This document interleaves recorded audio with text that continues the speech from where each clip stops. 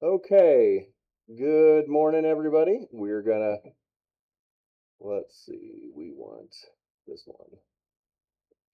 No, we want preview. There we go. Welcome to class. It's good to see you all back here today. You're gonna show off my new toy. I just got a brand new iPad thanks to Thrivent, and this will hopefully help me to be able to teach this class and those other classes so that we can record and increase the size of the text for those that have a little bit of hard of sight, especially when they always want to sit as far away in the back as possible. So we are going to be taking a look at the sixth commandment, or the seventh commandment. We finished the sixth commandment last time. But does anyone have any questions before we get underway?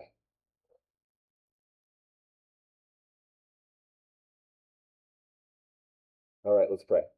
Heavenly Father, thank you for bringing us back here today. We thank you so much for the rain last night that watered the ground, made it fruitful. May your word, your Holy Spirit rain down on us in the same way, that he would cause our hearts to be fruitful, that your word might grow in our hearts and bear abundant fruit to the praise and glory of your holy name. Bless us as we talk about your family rules for us with the rest of the commandments.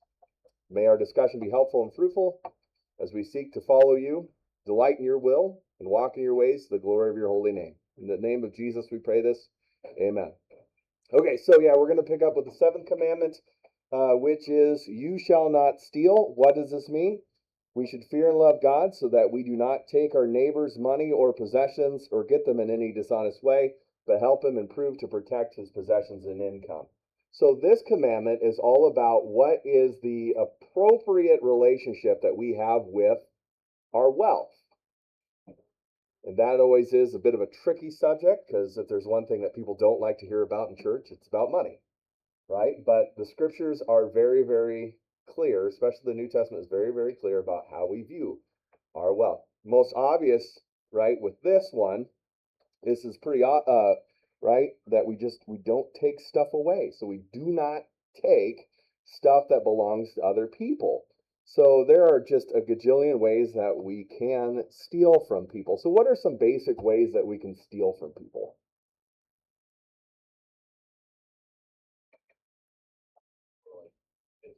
Yeah, like physically actually just taking something, like taking away their pocket, taking their wallet out of their pocket, that kind of thing. Yeah, how else can we steal? What are some other ways that theft gets done? Because it's not just, you know, wearing a mask and knocking over a bank. Like you borrow something, they could keep it. Right? So you're saying, let me borrow that and keep it, right? That's stealing. What's that? Right. So intellectual theft. That's a big issue.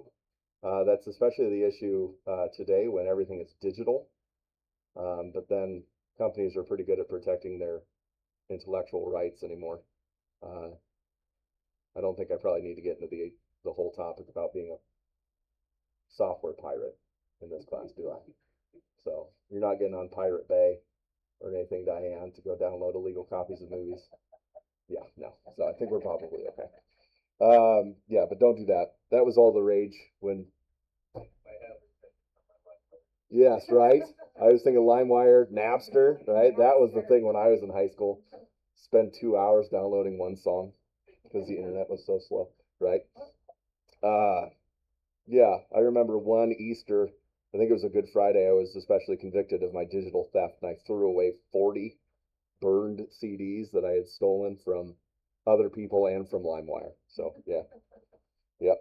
Okay, so there's a lot of stuff that's going on in the news right now as well. Fraud, right? That's stealing. Um, we could also add to this. Luther talks about this in a large catechism, and he talks about workers' laziness. So being lazy. So if your employer is hiring you to do a certain job and you just kind of lay around and do nothing, and then get mad when they call you out on it, that's stealing. Another way that he would say, and this is the opposite side of it, is I would just say, we'll just say it this way, because this covers a multitude of different subjects. Being a bad boss. So what could that look like? Not fair pay for what the work is. Too high of demands as well. And also providing shoddy merchandise would be as well. So Timu is essentially breaking the seventh commandment, right? Oriental Express, right? All those little chintzy products that break right away. That's all, when you're putting forth, say, hey, buy this, and it's a piece of garbage, then that's stealing, right? So we know that we shouldn't do those things, but what should we do is help him, the commandment says, help him to protect his possessions and income. But what I want to focus on primarily is I want us to think about how do we view our possessions, because this is all what it's about. The opposite, right? The seventh commandment is opposed to taking stuff that doesn't belong to us. So how do we actually treat the stuff that belongs to us? And there's a couple of passages that are really important to look at in this. And the crazy thing is, the people in the New Testament, right? They were living hand to mouth. They were like 2 days away from starvation.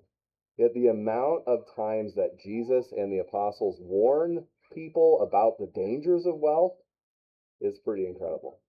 So I would say, how much more is that the case for us who don't live hand to mouth and have expendable income, right? So a couple of those passages. The first one is Luke 12:33. And we'll look up all these in turn. The next one is Matthew 6:24. How cool is that? It fixes my bad handwriting, kind of. And the other one is 1 Timothy, which this one everyone knows. Everyone knows how to misquote it. Anyway, we'll say it that way. So we'll look those up in turn, and you can take notes as you see fit. And if I really would have been prepared, I would have had these just queued up, ready to go, but this is what you get.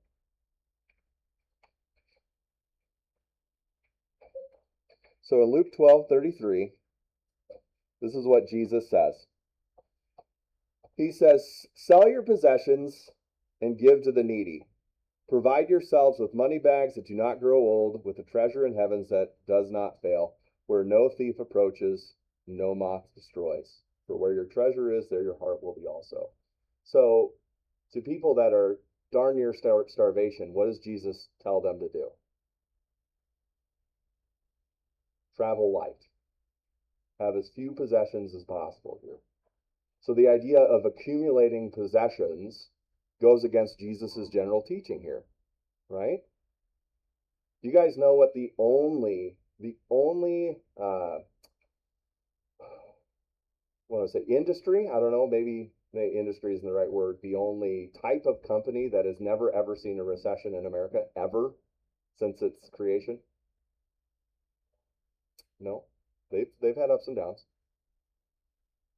but that would just be kind of retail in general. That's what I'm talking about, not just a company. Storage units. Yeah.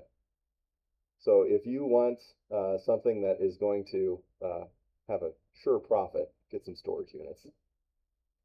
So what would Jesus, just in the line of this word right here, what do you think Jesus would think of storage units? It's like probably not the best, right? There's probably better ways to use our possessions, because what does Jesus want us to do with our possessions? Give it to those in need. So why do, and this is a wonderful passage that I'm not actually bringing up, and it's one of my go-tos. This is 1 Thessalonians something or other. I can't remember exactly where it's at. It's in one of the Thessalonians anyway, where Jesus says, Paul says, let the thief no longer steal, but work with his hands so that he has something to give with those in need. So why does God give us the ability to work and earn money?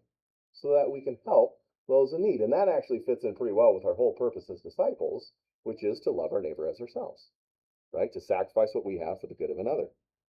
Okay, we'll go to the next passage, which is Matthew 6.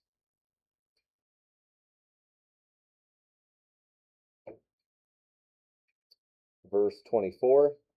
Jesus says, "No one can serve two masters, for either he will hate the one and love the other, or he will be devoted to the one and despise the other. You cannot serve God and money." So, does Jesus say it's really hard to serve God and money? No, what does he say?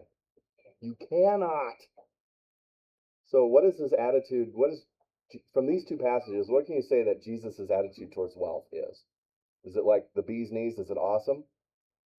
Or is it something we probably need to be really careful about? Okay. And then the last one,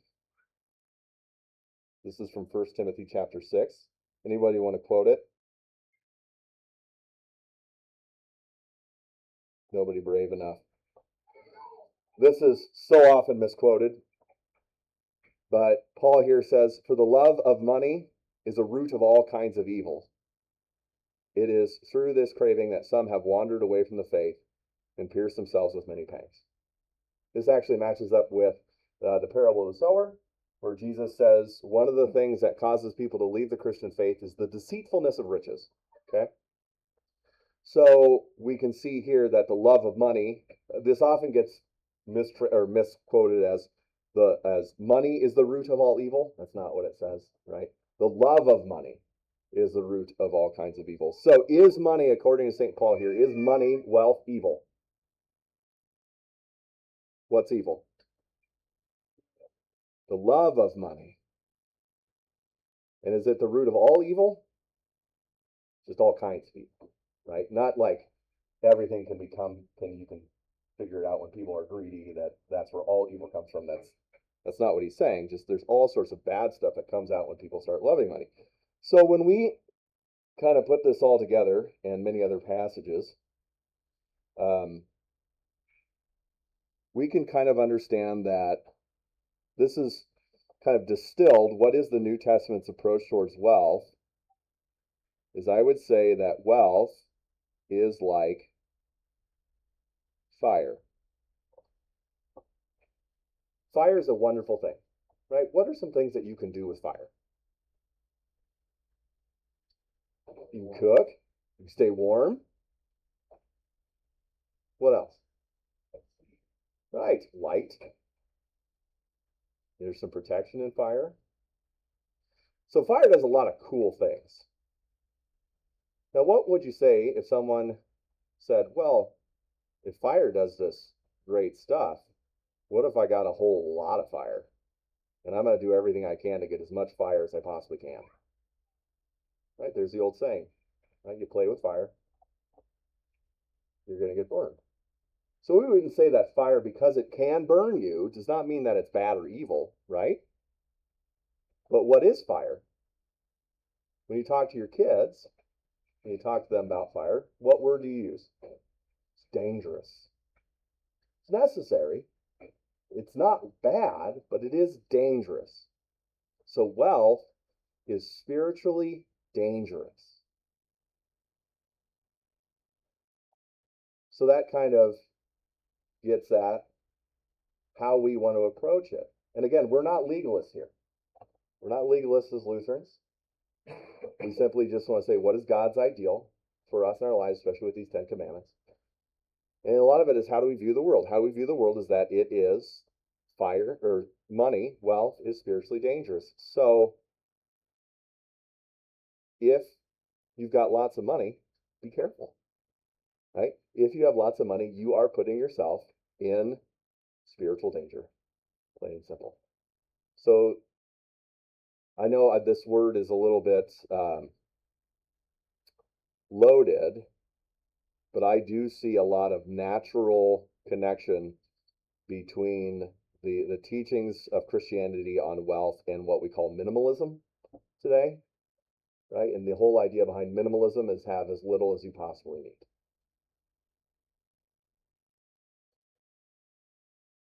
So is it wrong to spend money on yourself? Is it wrong to spend money on entertainment and that sort of thing? No.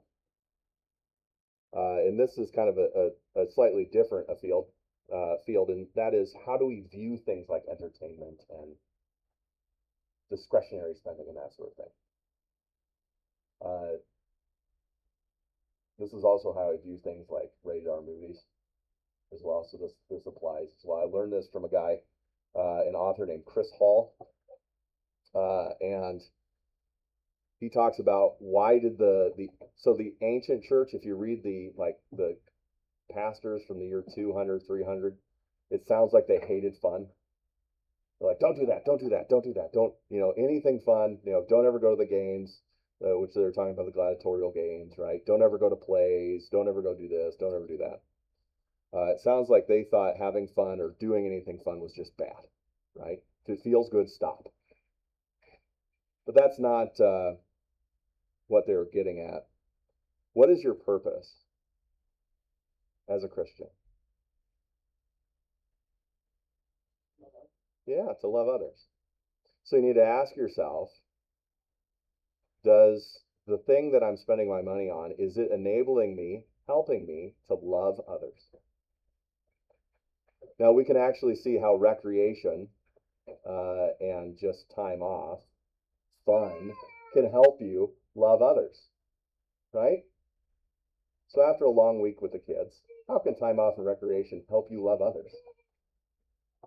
Right? Sometimes it's easier to love people when you're away from them for a little bit, right? Doing something you enjoy, you feel refreshed, recharged. And that takes money, and that's okay. Like, there's nothing wrong with that. So, but we always want to keep in mind, like, why are we doing these things? Is this the goal of my life to have this fun, or am I doing this to find rest so I can return back to serving and loving my neighbor? So the reason why, for instance, the ancient church, the Christians, why they were against all things sounding fun, because all those things were bad. Like, why was it wrong for Christians to go to the gladiatorial games, which is vastly different than like professional football? Why were they opposed to that? Yeah, right? Because it's hard to love your neighbor when you're like, yeah, kill him, right? And the reason why it was bad for them to go to plays is because a lot of times the actresses and actors would run around naked the whole time. And they saw that as difficult to love your neighbor and fulfill the sixth commandment when everyone's running around naked. So that's why they were against that. And so this gets at a good kind of application for how do we view the entertainment that we watch, right? So can Christians watch like rated R movies? Is that morally okay to do? What do you think? Are all rated R movies created the same? So I would say that same question needs to apply to even that kind of entertainment. Is one of these things going to help me, enable me to love my neighbor better? So we'll hold up two very different rated R movies. Okay? Schindler's List, Nightmare on Elm Street. Both rated R. Very different movies. Which one of those makes it easier to love your neighbor? Right? Schindler's List, obviously. I don't know how you can walk away from that movie and not be like, I'm going to love my neighbor better, because I've seen the depth of the horribleness of humanity and the length that Adolf Schindler went to love his neighbor, right? Nightmare on Elm Street, just slasher movie, right? You're not probably going to come away from that. No offense to anyone who really liked Freddy Krueger, but yeah. So when it comes to the use of our money, right? What's your goal? Is it enabling you to love your neighbor better? Okay. So a lot of this is, again, how do we use our possessions, our money, to love others? We can do that in lots of different ways. Food pantries, charitable giving is a huge part of Christianity. So we'll say, how do we do that? So how?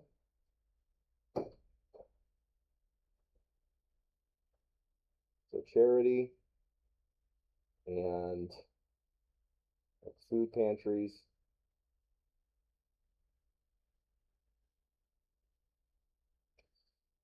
So how do you give charitably to other people? I mean, there's not too many panhandlers around here, are there? Southwest Missouri was filled with them because the headquarters of the Assemblies of God was in Springfield, Missouri. It's a Pentecostal church body, and so they were all about, like, there's just panhandlers everywhere, people begging on the side of the road. So be charitable to them, give them food, right? It's not wrong. Don't give them money because they'll just go spend it on booze and alcohol. But yeah, take them into McDonald's, that kind of thing. I know a lot of people down there keep granola bars or like those little packages of peanuts that you get from that you can buy in bulk. Give those to them, right? That's a great way to do it. I think also finding an organization that you trust to give some of your money to is a great way to keep the seventh commandment as well. So my wife and I give to a couple different organizations. The ones that we really like are Food for the Poor. You guys ever heard of that? Food for the Poor is a group that works out of the Caribbean, and they do a lot of great work in just feeding people. We support another group called Christian Friends for New Americans. This is a group that we're very close to, and we'll probably end up seeing what we can do about getting connection with St. John's here. I'm good friends with the current leader of that organization, but they work with refugees and immigrants to America to kind of help them figure out how to like get to the DMV, that kind of stuff. And then Lutheran Family Children's Services in Missouri, we continue to support as well. So, like, find a charity, give some of your extra money to that. And that's a great way to keep the seventh commandment. Okay? So, any questions about the seventh commandment?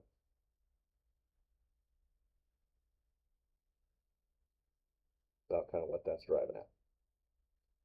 Okay, eighth commandment.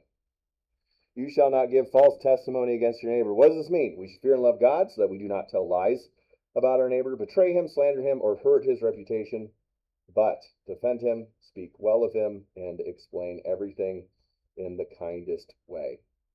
And this one is explain everything in the kindest way. This is, I like kind of this way saying it better.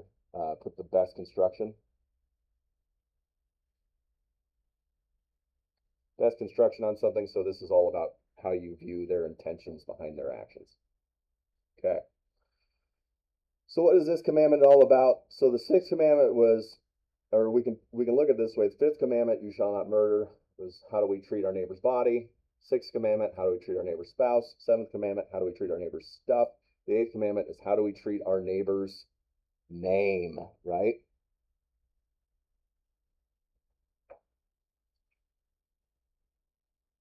Name and reputation. Because when we're talking about, I don't know why that happened. Name and reputation. Because when we're talking about someone's name, we're talking about reputation, right? So when I say Daryl Osteen, what are the things that come to your mind? Are those positive things or negative things? That's whether or not he has a good name. We have an incredible power to tear down people's reputations in how we talk about them, whether that's earned or not. Now, how easy, once you get a bad reputation, how easy is it to get back? It's very, very difficult. Very difficult. The book of Proverbs says that a good name is to be chosen over gold and silver, right, and riches. So a good reputation, a good name is incredibly important, and we have the ability to protect our neighbor. So how do we do that? So obviously we don't tell lies about him, right? We don't betray him. So if someone tells you something in confidence, even if it's not in confidence, it's probably better to not share it with others. Okay, we slander. So slander and tell lies is about the same, or hurt his reputation. You know, it's kind of the old saying, if you don't have anything nice to say, what? Don't say nothing. Don't say anything at all, right? And when someone says, well, what do you think of that person? I don't mean that you should quote that line, right? Because that in itself is kind of tearing down their reputation right there. But we can speak the truth in love, but we need to do it in a general way. So that comes from 1 Thessalonians 4, speak the truth in love. That we, so say you had a bad dealing with somebody. So we'll just use the two gentlemen here, okay? So say,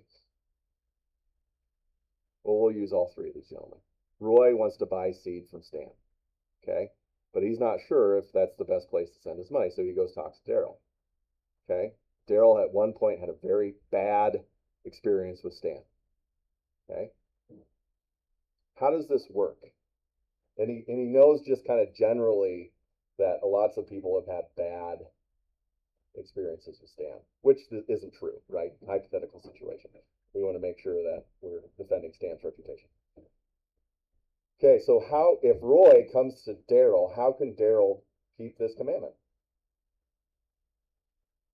Well, in one way, he's helping Bill protect his money. Right, so that's the seventh commandment issue comes in. Right, so I think a lot of it is like how you go about it. It's not like, oh, he's a crumb and a bum, a thief and a robber, right? He's going to take your money and give you garbage. But I think you can just say, yeah, I didn't have the best experience when I worked with him. You do what you want, but I didn't have a great experience. So is that like impugning Stan's reputation? Is that saying he's a horrible human being? And no, it's not. But it's just kind of speaking the truth. And that's where the in love part comes, is where Daryl would be protecting Roy's income, but also not like sniping Stan's character. You can just say, I had not a great time, right? And there's always going to be times like that.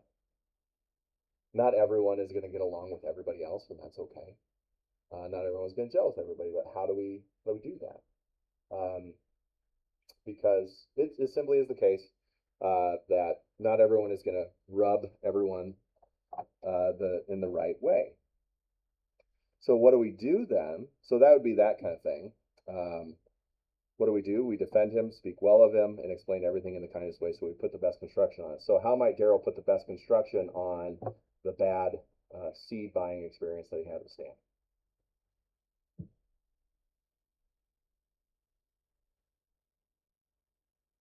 So we'll do something a little bit more germane. Okay.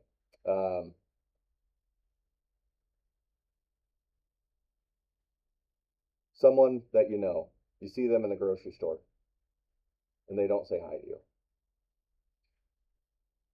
How can you put the best construction on that? How can you put the worst construction on that? We'll go with that one. That one's a lot easier. What's the worst construction? They think they're too good, right? Bunch of snobs.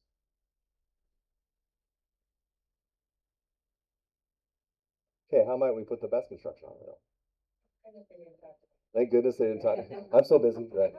Yeah.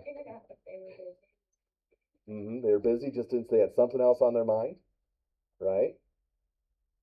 Never know what's going through their head. Yeah, you never know what's going through their heads. Maybe they just got something really big. Yeah. This is all about how we view other people is really what it is. But it's funny, none of you have brought it up. There's almost always, if there's a group in my class that's over the age of 50, there's almost this excuse that comes up.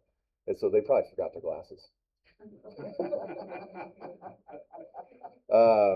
Which that's a great way to put the best construction on it, right? But yeah, this is really about how do we view our neighbor? Are we giving them the best intentions? So that you got to ask yourself, do most people wake up in the morning thinking how they can make you miserable? Or are they just kind of living their life? Are they generally good intentioned? Yeah, I think most people are. Are there people that are not? Yeah. Does it actually do you any good to know that? No. So just assume that everyone is going to be well intentioned, is not out to hurt everybody, and life is simply so much easier, so much easier. So I tell you what, as a pastor, I depend on everyone to keep this commandment big time, because it turns out there is a very fine line between winsome and being a jerk. Like, trying to be funny a lot of times doesn't always come across as funny to everybody. So I made some sort of offhanded comment at some people last night at a party, and as I thought about it, well, my brother then immediately called me out on it. He's like, I can't believe you would say that to them. I was like, well, I guess you're right. So when I try to be winsome and funny, a lot of times it can come off as being a jerk. So it's one of those things where when you talk for a living, you got to have people put the best construction on what you say. And we all talk a lot, so we always need people to put the best construction on it. This is the core of what I do for marital counseling. Is I got to get the husband and wife to believe that their spouse does not wake up in the morning, how am I going to ruin their day today? And if I can get both spouses to agree that that's not the case, then we got a room to go. But that's not always the case. There are some people that they just know their spouse hates them to that degree, and that's like, well, at that point we've got a different animal. But we kind of apply that to the rest of everything else. So yeah. So this is a lot about, don't take things personally. Um, don't uh, don't assume that everyone's evil-willed and wants to ruin you. Cover things up is a lot of times the best way. Be cool is what I always tell to my 7th and 8th graders. Um, you know, someone's got something in their teeth, you tell them, but you don't go, you got something in your teeth, right? Be cool about it, that kind of thing. So that's 8th commandment. Or if we know this is something that has been very good for me, how people have protected my reputation, is that when I have done something that has horribly offended somebody and I didn't have any awareness that I did it, another person told me, and I was able to rectify that. So that kind of thing, like, hey, this person's really mad at you, right? But how do we defend him, right? So again, if I offend somebody, a good example would be like, you say, well, I know Pastor Fitchy probably wouldn't have done that on purpose. Maybe go talk to him or ask their permission. Can I go tell him that you're upset? Right? So that's how we can keep the 8th commandment. We can work to be peacekeepers in all these situations. Okay. Any questions on the 8th commandment?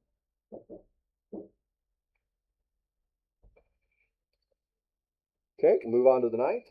And we've got 10 minutes yet, so we can definitely get through the rest of these.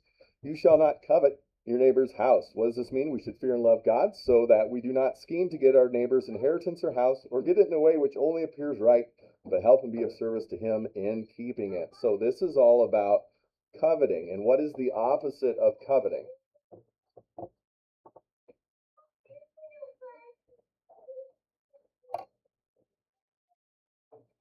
Come on. I guess my pencil decided to stop working.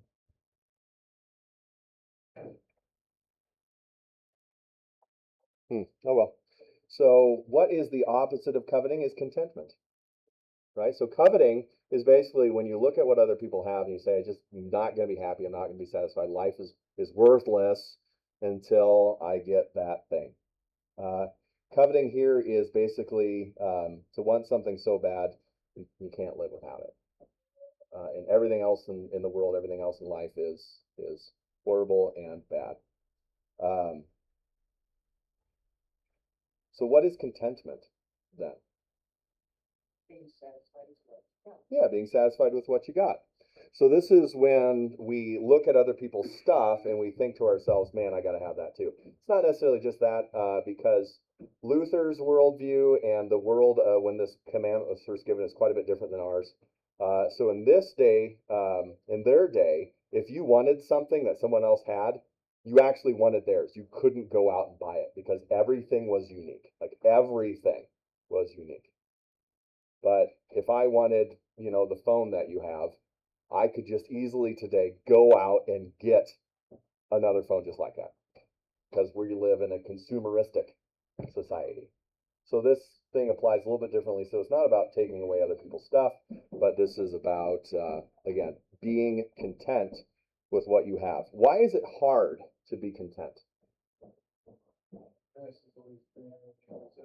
So part of it is just human nature.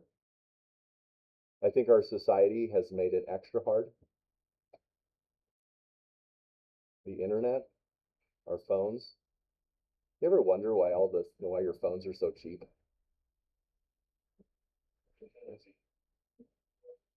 Yeah, it's because there's a gigantic advertisement that you're carrying around in your pocket, and it's keeping track of everything that you do to feed it to an algorithm so that they can better make you covet. They can rob you of your contentment so that you buy more stuff. And this is one of the things is, notice this with one of my own sons. He wants to look at this website where you can get used Legos. And one of the sets that he wanted to get was like $300. And he was just miserable for like a week. I'm like, what is wrong with you? Because he's usually a pretty happy kid. And then he realized that he didn't have the money, and we wouldn't let him spend the money on a $300 used Lego set that didn't have all the pieces. And the thing is, I thought about it, it's like, he wouldn't have even known that was a thing if it weren't for the internet. Right? So the internet makes it constantly tough. All advertisements, basically on TV. TV's not as refined because the algorithms are so refined. They're so targeted at us that it makes it really difficult. But I mean, you guys have seen a lot of ads like this. Prescription meds are really good at this, but also car ads. You ever notice a family car ad? They're driving in the car. How are the husband and wife interacting with each other? Happy. They're happy, right? What about the kids? And then one of them looks back. They both look back at the same time, and what are the kids doing in the back seat? They're playing, right? They're looking and smiling on their iPads. They're like, "Oh, brother, I love you." How does that actually stack up with your? And what does the back of their car look like? It's clean, right? I love Bluey. Anybody else here love Bluey? Fantastic show. But there's one episode where they look back in the back seat of their car, and it is just covered with food wrappers, stickers everywhere, and it's like that is real life. So that advertising, what is it telling you that if you buy this car, what will happen? Yeah, your family will get along. Is that true? No, your kids won't stop fighting just because you get a nicer car. It's just true. It's just true. So it tries, like these advertising try to sell you that your life will be better, will be happier if you buy this thing. That's not true. So how do we deal with that? What's the antidote to not coveting? How do we garner contentment in our hearts? It's not just saying don't covet, don't covet, don't covet, don't covet. Be happy, be happy, be happy, be happy. That's not what it is. So there is some wisdom to limiting screen time, just so that, like, if you find that you're constantly scrolling through, I know a lot of farmers get this equipment auctions, right? Like, oh, I just need that. It might be okay to take a break from equipment auctions for a little bit. But the turns out Thanksgiving is the key. So what you do is you're a serial Thanksgiver. And what I mean by that is, say you want another pair of shoes. Do most Americans have enough shoes? So how can you be content with the shoes that you have? Is you serially thank God for all the pairs of your shoes.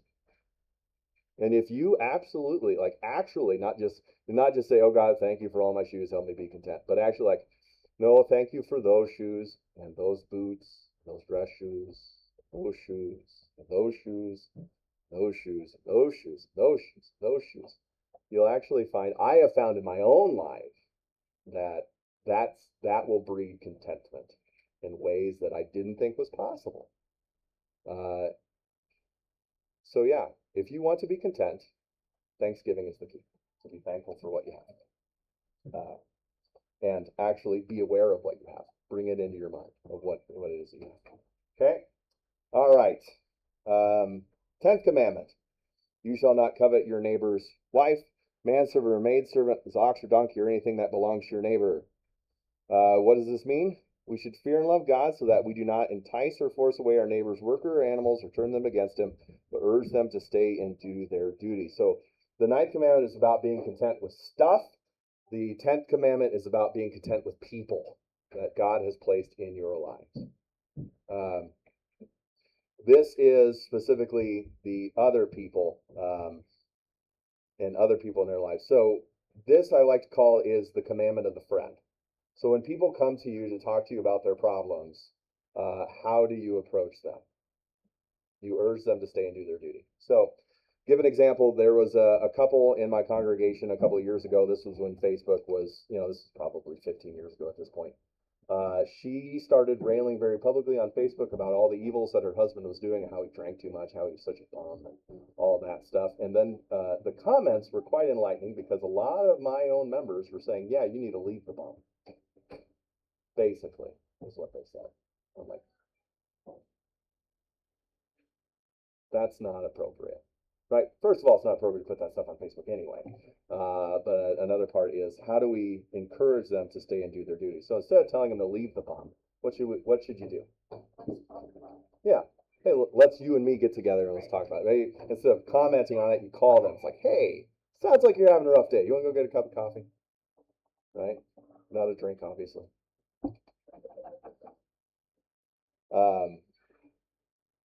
Right? Can I pray with you? That kind of thing. How can I help you? Is that being positive stuff?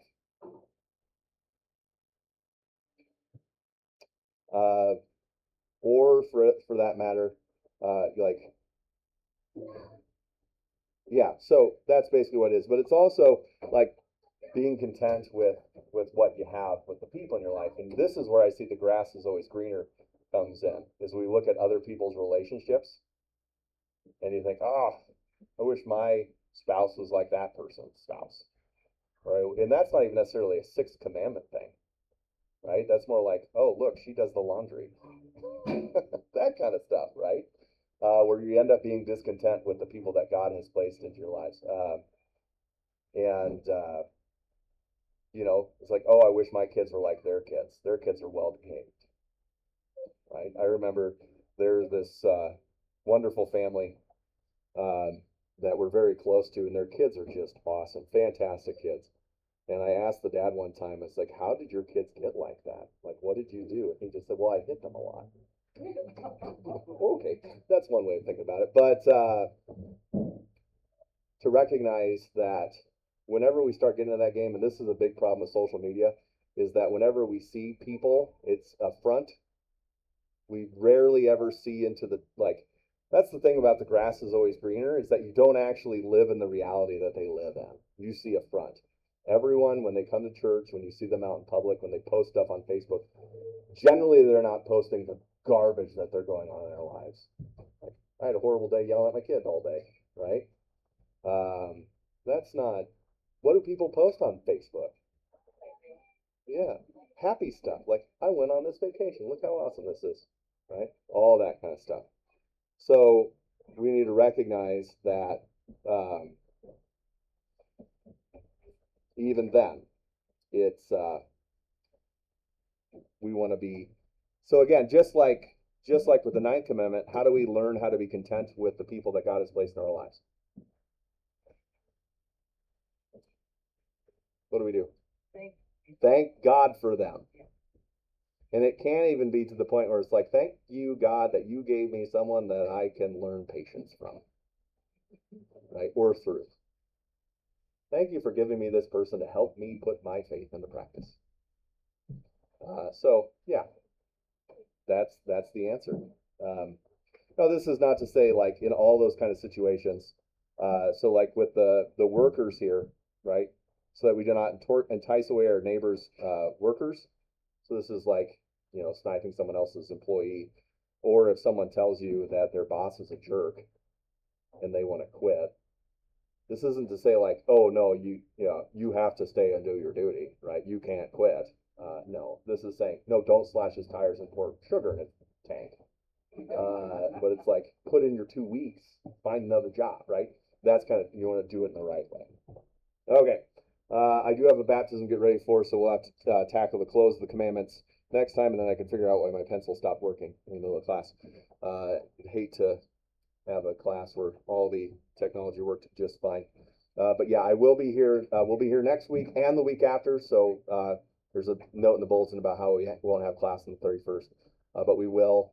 Same way with next week, even though that's Memorial Day weekend. If you're not here, we'll record. That's okay. Okay. So I'll teach to whoever is here.